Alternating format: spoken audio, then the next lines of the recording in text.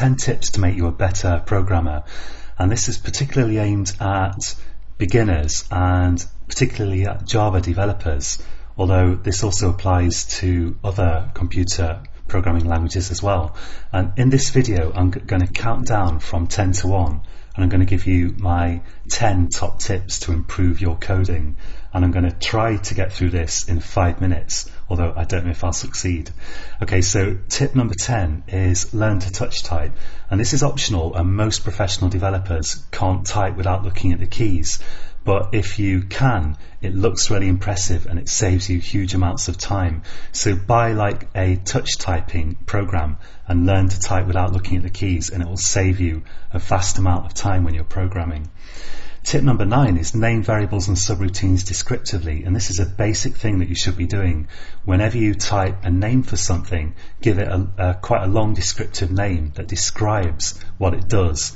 Don't be tempted to give variables and subroutines short names, or you will lose track of what they do.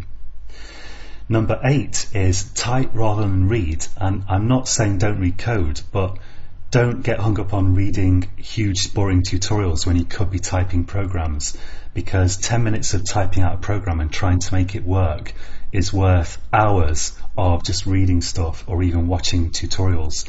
Always try to write actual programs and get them to work.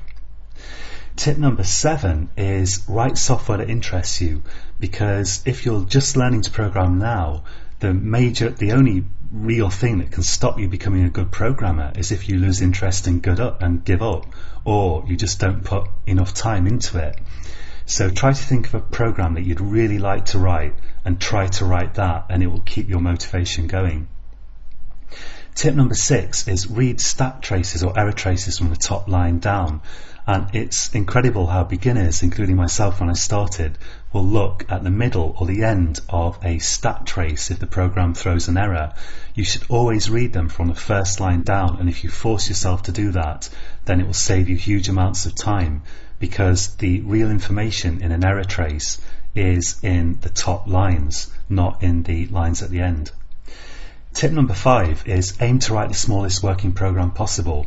If you're a beginner, you might think, well, I want to write the next Halo, or I don't really know any computer games, or Quake or something, or I don't know, Half-Life, whatever, Minecraft. But don't do that. Try to write a really small program. For example, if you're writing games, try to write your own version of Space Invaders or something, because you've much more chance of getting that finished. Try to write a really small working program, get it working, and then make it more elaborate once it's working if you want to.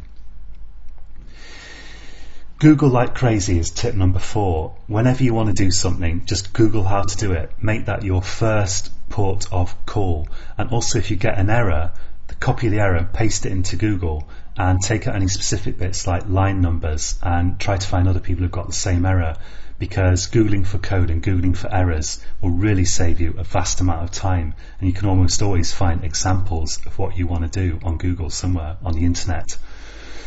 Tip number 3 is build programs one step at a time. Write the smallest working program you can initially, like a Hello World program, and then hit the run button and check that it works.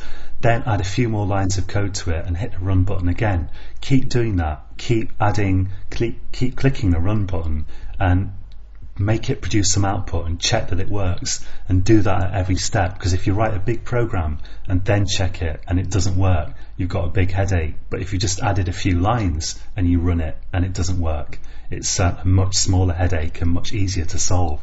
Keep clicking that run button on your IDE, your integrated development environment.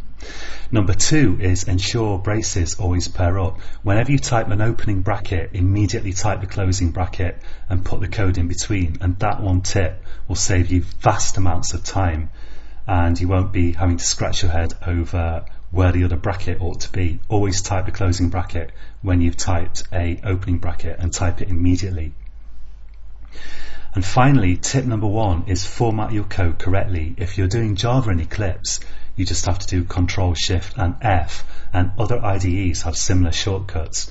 Always keep your code scrupulously formatted, because that will enable you to see how the brackets line up and how the subroutines and code blocks actually work together, and it will make your code readable and much easier to understand. And the worst and most stupid thing you can do when you're beginning, which we unfortunately all do, is have badly formatted code. Always format it, and you can use an automatic format